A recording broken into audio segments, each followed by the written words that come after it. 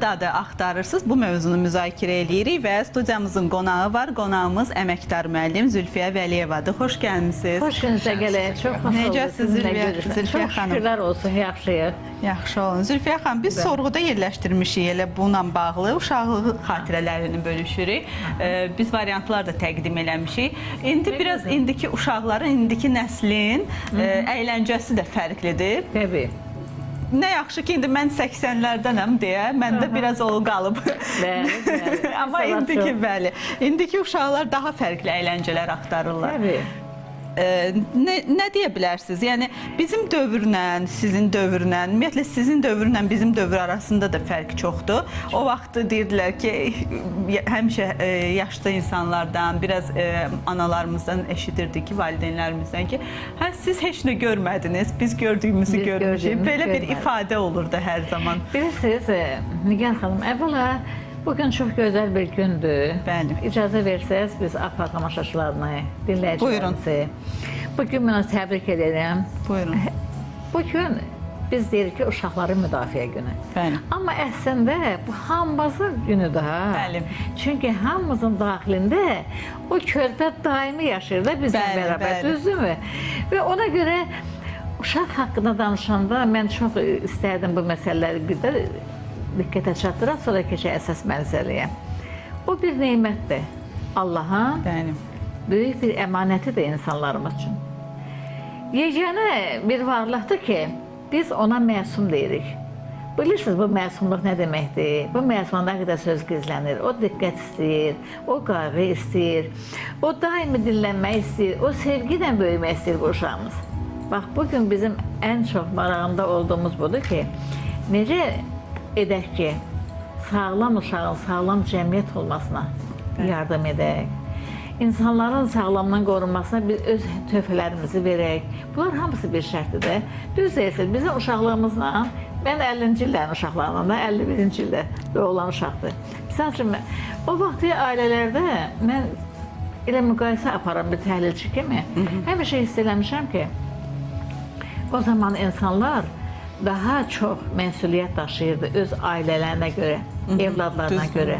Yəni, mənim xatirimdədir, mən vaxtı ilə keçmiş Sovetlər Birliyində ST təşkilatı mən üzv olmuşam və Yuqasıya iş təcrübəsi öyrənməyə gedəndə orada deyirdilər ki, ay bizim pedaqoji işimiz belə, filan bəsməkən. Mən deyirdim ki, siz nədən danışırsınız? Hani sizin o nəticənizin axı görünmədi. O zaman onlar belə bir ifadə işlətdilər ki, siz xoşbəxtsiz. Sizin gözəl ailələriniz var. Bilirsiniz, burada nələr oturur? Burada kişinin ləyaqəti, hörməti, diqqəti, ananın məsuliyyəti, evlada birgə məsuliyyətlər və onlar hiss edirlər ki, uşaq məhəbbətdən gərək yaransın, sevərək yaransın. Orada heç bir negativ fikir olmamalıdır ki, uşaq sağlam da olsun və uşağın dünyaya gəlişi görün nəyi dəyişir. Bir anda hamı fikirləşir, biz bu uşağa nə ad qoyaq? Amma uşağa ad olan kimi o günkü gənc olan ata, ana, bibi, əmi, day, nə gözəl şirin sözlər. Və ona görə də həmişə fikirləşmişəm ki, gərək biz uşaqlarımıza gözəl adlar qoyaq. Zülfiyə xanım, biraz da sizin uşaqlığınızdan danışaq. Sizin dövrün uşaqlığı, sizin uşaqlığınızın əyləncələri nələr idi? Bilirsiniz, o vaxtı tamam başqa. İndiki bu, deyək ki, o texnika, texnologiya yox idi ki, amma bizim çox maraqlı uşaqlığımız vardı. Yəni, biz çıxardıq küçəyə, yəni qızlar tutaq ki, biz ipip oynayardıq, qaşı tutdu oynayardıq, yaxud oğlanlarla gizlən paç oynayardıq. Bu, ən çox dəbdə olan bir oyunlar idi. Amma mən sizə deyim ki, onların özündə o qədər rahatçılıq vardı, o qədər sadəlik vardı, o qədər sevgi, sevinç vardı ki, indi siz görəksiniz, uşağa deyə bilərsiniz, gəlin gizlən paç oynayaq. Heç onun çox maraqlı da deyil. Amma iraq olsun, əgər indi həyata çıxararaq uşaqlar. Siz nəzər alın ki, uşaq gedib elə bir yerdə gizlənə bilər ki, bax, bu da ki, indiki uşaq, onun beyin tamam bir başqadır. Onu tapana qədər biz çox narahat qalarıq. Ona görə, yəni orada bir kollektivçilik var idi, bir liderlik var idi. Misal üçün, çıxırdı biz küçəyə ipip oynamağa. Mən deyirdim ki, kim məndəndir? Ya dedim, tut bu ipiyi, gəl, mən tullanacağım. Amma mən bıraxın, mən gedim, mən qalım. Yox, komanda düzəldəndə oğlan deyirdi ki, kim mənim komandamdan da gəlsin. O bir də, mən kimin komandasıyım, hara gedim, necə gedim. Bax, bunlar hamısı şərtidir, əzizim, düzdürmü?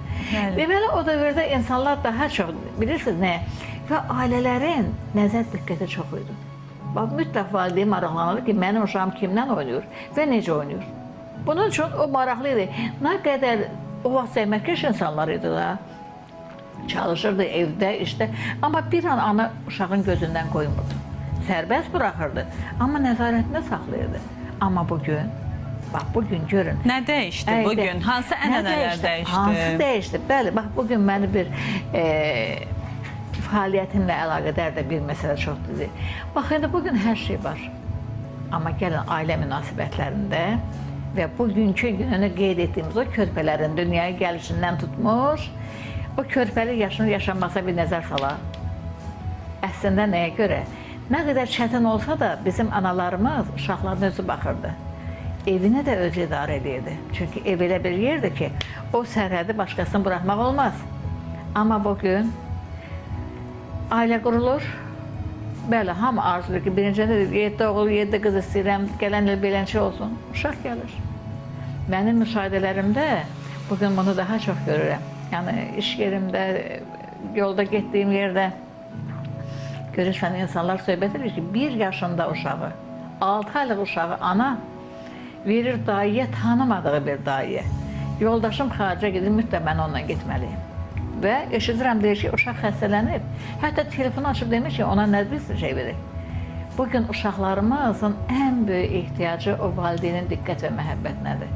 Bilirsiniz, nə qədər ana az vaxt ayırsa, ata az vaxt ayırsa, uşağın o sevgi ehtiyacı, ona bibi də yaxşı baxsın, xala da, dayı da, əmi də, uşaq atasını istəyir. Müşahidə aparmışam, cavan oğlan da oturub avtobusa. Onun körpə qızı bəlkə də 2 yaş olan. O atanın sinəsinə başını qoyub, elə sığınıb ki, o qədər xoşbəxtdir və ata ona diqqətlidir. Amma başqa uşaqlarımıza belədirmi? Görürsən, uşaq danışa-danışa gedir, var telefonda, uşaq gedib yolda, ay bu xanım, uşağına yapış. Uşaq eşidirəm, müşahidə aparıram, ana, bacı, heç kəs ona cavab vermir. Və uşaq nə edir? Anası o kənara çıxır. Kənarda isə onu nə gözlədiyini biz yaddan çıxarırıq. Ona görə bu günlərin bəlkə bütün dünyanın bəşəriyyətə mənim bir müraciətim var insanlara. O Allahın əmanəti kimi qəbul edin, hörmətli valideynlər. Onu azad, sərbəst, məsuliyyətli, onu sevgi ilə doyuzdurun. Çünki adam hara getsə, ana qucağından istiyə tapa bilərik. Ata nəvazişindən başqa bir şeyimiz varmı ki, bax, bütün bunlar hər biri bizim günümüzün tələbidir əslində. Və indi bugün, bilirsiniz, gələ-gələ fikirləşirəm və öz statusumda bugün yazmışam ki, ilahi, nə olar, qurban olum, bağışla, əf elə bəndələrini düz yola hidayət elə ki, sənin sevgidən yaratdığın o insanı sevərək qoruyaq. Onun çox böyük ehtiyacımız vardır, gəl xanım. Və uşaqların gündəlik həyatına, əgər gəlib təhsilinə də gəlib çıxsa, bax, bugün niyə görə uşaq məktəbə sevə-sevə getməsin? Niyə uşaqlığını yaşamasın? Mən hər dəfə deyirəm, ilahinin qəribə bir möcüzəsi var. Bax, hər kəsin ürəyi yumruq boydadır. Körpəni göz qabağına gətirir. O balaca yumruğa biz nə qədər yük veririk. Və hətta bir yolda gələnə deyirəm ki, ay bala, valla biz uşağa uşaqlığını yaşamaya imkan vermədik də. Bugün biz anlaya bilmirik ki, onsuz da uşaq anadan istedadlı doğulur. Bu ilahidən gəlir də, o valideynlər gəlir. Görsən, anadan doğulmağa da başlayır yemək axtarmağa.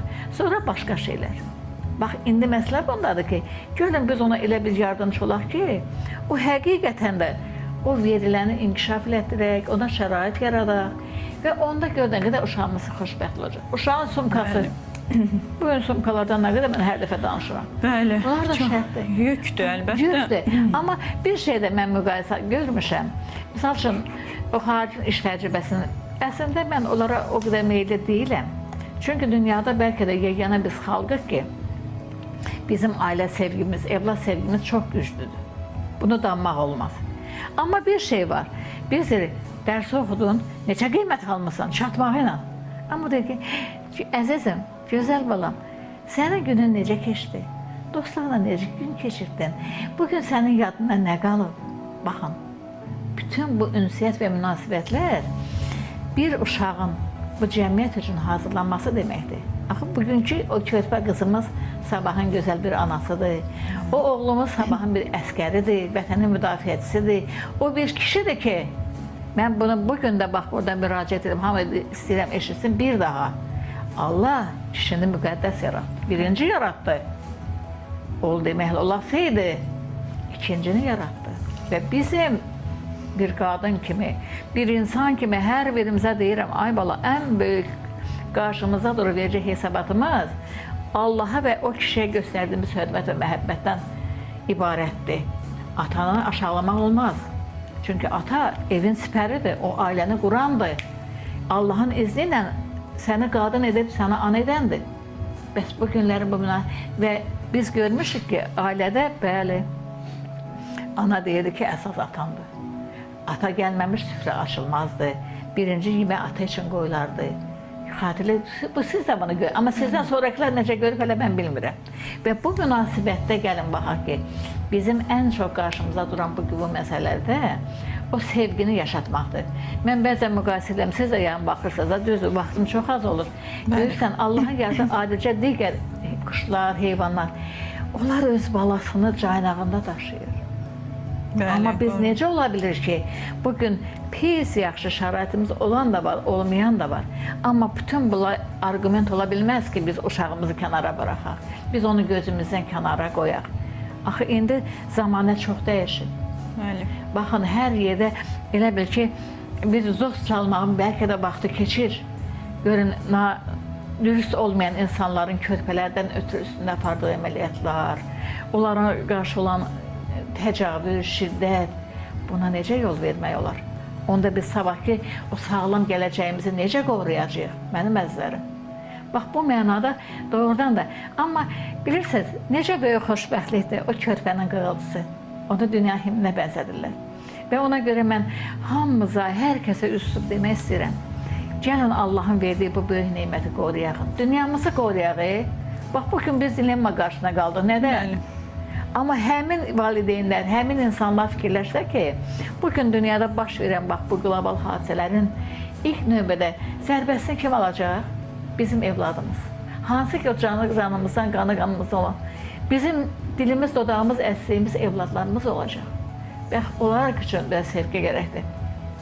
Məncə bu çox, Nigar xanım, çox önəm daşıyan bir məsələdir. Bəli, biz bəzən uşaqlarımızı maddi cəhətdən təmin edirik, amma mənəvi cəhətdən onlar nə ehtiyac duyur, nəyə ehtiyacları var, onu unuduruq. Və yaxud diqqətdən kənar qalırlar uşaqlar. Bunu bəzən valideynlər hiss etmir. Nigar xanım. Yəni, valideyn də öyrəşib ki, hər gün o gərgin iş rejimi, ev işləri, bəzən uşağı duymurlar. Ona görə yəni bu bir növ, necə deyim, bir rutin halını almalıdır ki, heç olmazsa gün ərzində bir dəfə uşağınla danışanda belə sual verəsən, sənin nəyə ehtiyacın var? Yəni o necə deyim, o uşaq bəlkə də heç o qədər ona sual verilməyib ki, o bilmir də onun nəyə ehtiyacı var. Artıq uşaqlar da bu, necə deyim, robotlaşma dövründə yaşayır deyə, telefon, texnologiya, süni intellekt artıq necə deyim, münasibətləri belə soyuyur. Yəni münasibətlər adiləşir də, yəni insanlar necə, məsələn, həyətə çıxmırlar indiki uşaqlar. Ünsiyyət yoxdur, ünsiyyət minimuma enib. Həmin o oyunlar, dediyim oyunlar, bizim uşaqlar bilmir o oyunları. Çünki həyətə çıxmır, həyətə çıxanda belə və yaxud dostlarla görüşəndə belə oyunlardan danışırlar. Ancaq oyun, telefon vasitəsilə ünsiyyət. O məsələyə gələk. Bilirsiniz, bir məqamada demək istəyirəm. Mütləq gərək ata və ana evladına dost olsun. Mən bir vaxt çıxışlarına deyirdim ki, baxın da, deyir ki, qızları, anaları, oğlanları, ataları o yetkinlik yaşına çatanda müəyyən məsələləri izah edəcəklər. İndi biz deyirik ki, bütün 70 yaşlı olsa atana bizə deyir ki, ay balam, ay uşağım. İndi bizi bu qədər sevən ata-ana bizlə dostluq etdi mi? Heç vaxt ayırdı mı ki, mən balama bunu düz izah edeyim ki, sabah o gedib, başa düşməyən daha pis adamla bir təlimat alsın ki, sonra isə bütün həyatımız olsun bizim qəbqara. Bax, bunlar şərtdir. Və uşaqların böyüməsində, formalaşmasında təbii ki, yadınızdadır, gözəl nağıllarımız vardı. Oranın qəhrəmanları var idi. Və mən hətta bugün bunu demək istəyirəm, qoy eşitsinlər və inciməsinlər. O müəyyən məsuliyyət daşıyan elə nağıl kitabı buraxdılar ki, bir müddətdən sonra Biz baxdıq gördük ki, Uşaqlar orada qəddarlaşdırıla bilər. nəinki qəddarlaşmaq, bütün əxlaq normasından kənar ifadələr ora gəldisə Bəli. və uşaq aşıq gördüyünü çağırır da körpədir. O nə görsə, deyir ki, uşaq evin aynasıdır.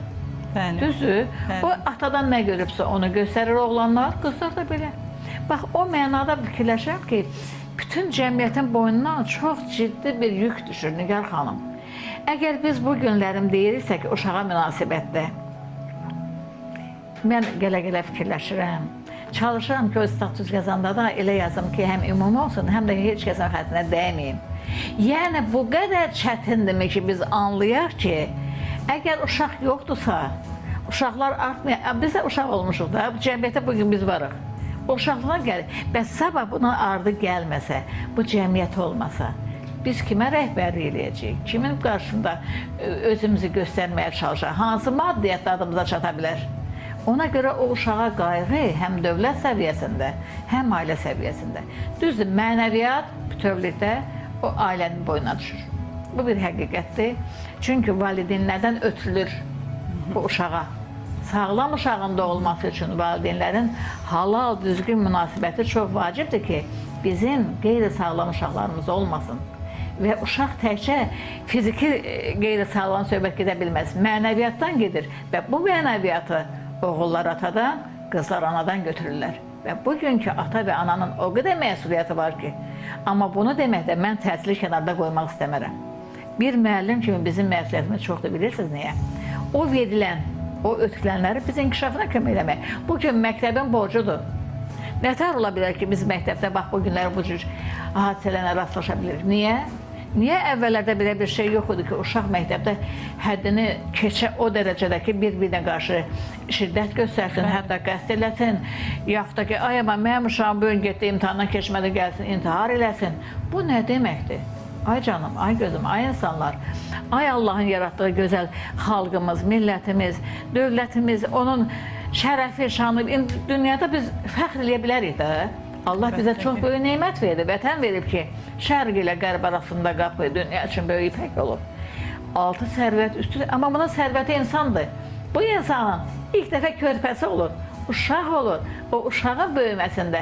Yəni, mən özüm egoma görə deyim ki, falan ola bilməz, bu mümkün deyil. Bax, ona görə sağlam ailə, sağlam uşaq bütün cəmiyyətin, bütün bəşəriyyətin neymətidir. Sizin sözünüzə bir qüvvət Nigar xanım. Bəlkə maddiyyətə harcı həll edilmək olar. Mənəviyyatsız olmaq, düşünmədən daşınmaq bizim çox qiymətli bir elm adamımızda Tusi. Nəsrəddin Tusi deyir ki, düşün, daşın, sonra danış. Nədən?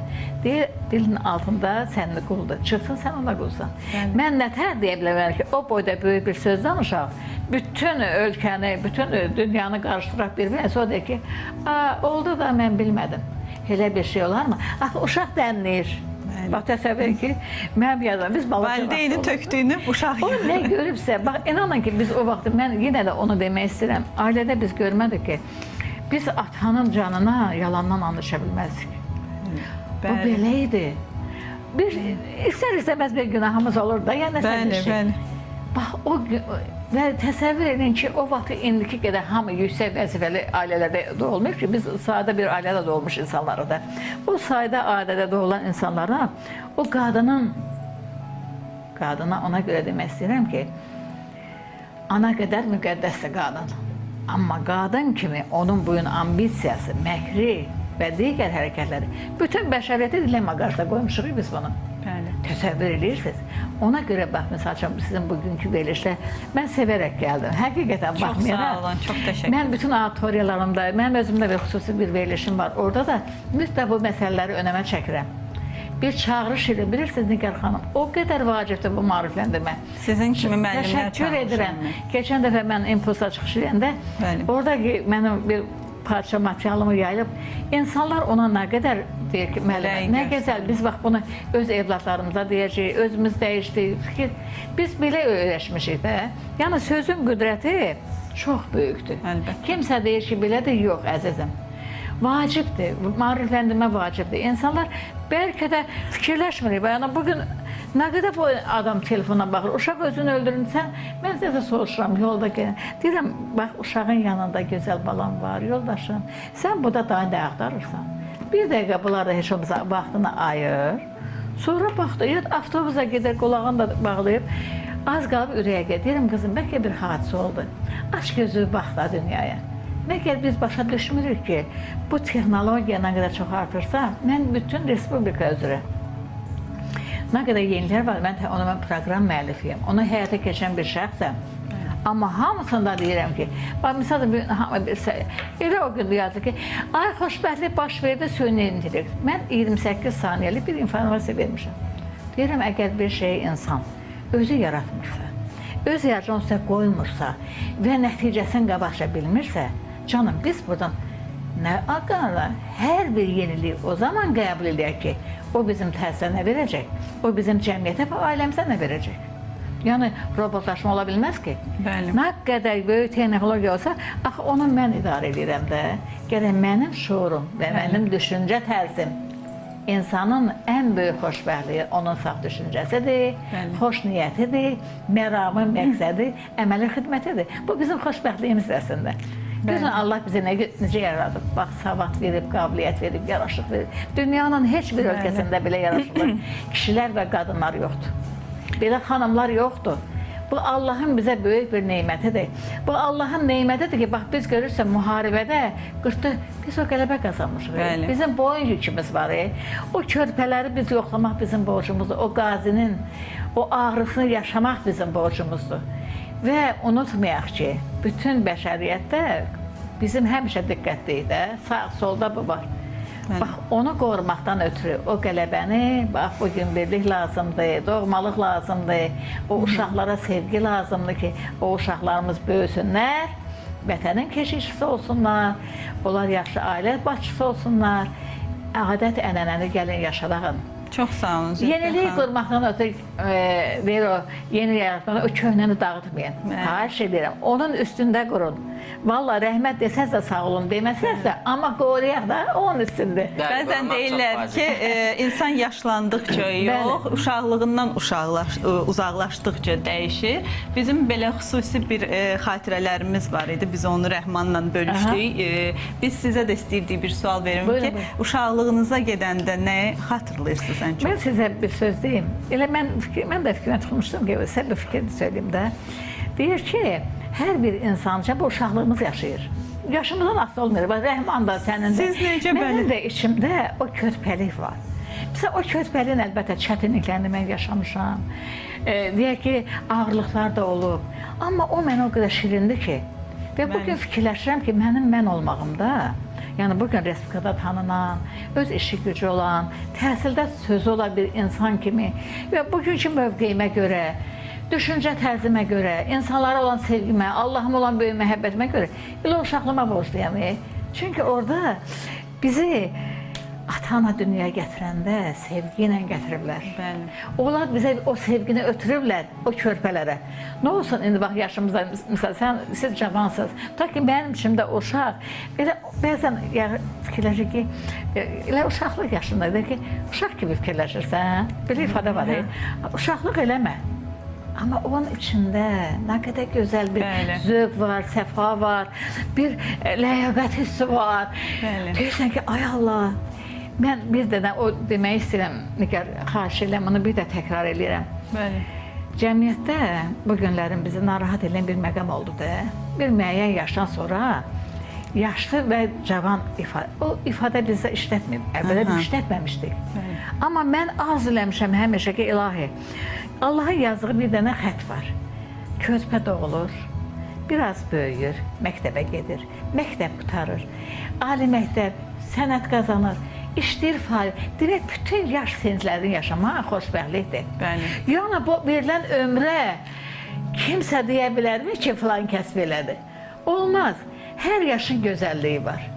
O körpənin o gözəlliyi var, o qocanın o həlimliyi var, o nuraniliyi var. Biz arzu edirik ki, yaşlımız da nurlu olsun, sözün həqiqi mənasında sevgi ilə yaşasın Və bizim hamımızın ehtiyacımız nədir? Sevgimiz. Hörmətdir, diqqətli, məhəbbəti, 3 dənə. Bəli. Biz də bütün uşaqlara həmişə sevgi, hörmət və qayğı ilə Əzizim böyüməyə Rəhman arzu müəllim, edirik. bəli, biz bunu gərək verək ki, alaq da bu məhəbbəti. Bəli. Ona görə mən çox sevindim ki, bax bu günlərim yenə deyirəm, inanın bəlkə hər o ibadətimdə, hər duamda bir söz deyirəm, ilahi, bu körpələrə xatir.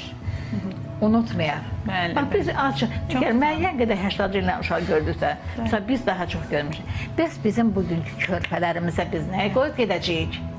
Onları necə biz xoşbəxt edəcəyik? Dövlət səviyyəsində, millət səviyyəsində, xalq səviyyəsində, bəşəri səviyyədə gərək biz bu barədə fikirləşək. Həmçinin də sizin kimi müəllimlərin Təşəkkür bunu edirəm. deməyi, əməkdar Bəli, müəllim təbii. kimi, yəni neçə illərdir siz bu barədə danışırsınız, həm bizim verilişlərimizdə olmusunuz. Allah Bəli. sizə can sağlığı Təşəkkür versin. edirəm. Mən Sizə çox 90-cı böyük ilin Bəli. əməkdar müəllimiyəm. O vaxt cəmi respublikada 10 nəfər vardı. Onun 9-u müəyyən vəzifələr, bir nəfər məni öz fəaliyyətimə görə ki, böyük bir işə varmışdım, mənə əməkdar müəllim almışam. Mən o zaman o qədər fəxr edirəm ki, və bir də müəllim adı ilə inanın ki, mən o qədər qürurluyam müəllim sözündən. Bəlkə başqalarına fərqli xanım, nə bilim cənab, yox. Mənim üçün müəllim sözü o qədər. Bilirsiniz niyə? Bəli. Hamı oradan keçir. Çox Hamının sağ olun. boynunda müəllimin yükü var. Ay əzizlərim. Bəli. Yenə Biz üstün elə deyirəm. müəllimlərimizə borcluyuq. Gəlin o müəllimlər hörmət və ehtiramı bütün sferalarda biz saxlayaq. İmkan verməyək ki, Azərbaycan məktəb və müəllimin bu qədər qürurlu işində dahilər, duhalar, elm adamları, mədəni hamısı oradan keçib də birinci şəxsən tutmuş Evdar xanıma kimi. Bəli. Bax, orada biz uşaqları ailə dərsində, adi söhbətlərimizdə gəlin biz insanları ailə həyatına hazırlayaq. Ona düz izah edək ki, bax, sabahlarım sən bu ailədə dünyaya gələn o uşaq üçün məsuliyyəti nədən ibarətdir? Cəmiyyət qarşısında, dövlət qarşısında və sənin böyük sevgindir, sevincindir ki, biz hər şey alıb verə bilərik evlada. Bəli. Bir talihinin vaxtını alıb vermək olmaz. Ona görə gərək biz o qədər düşüncəmizdə sağlam olaq ki, o evladlar sağlam böyüsünlər, sağlamlıq. Təşəkkür edirik Zülfiyə xanım. Çox sağ olun. Təşəkkür edirəm. Dəyərli Bəlkə də fikirləriniz bilmirəm nə üçün qədər. var olun. Çox gözəl, çox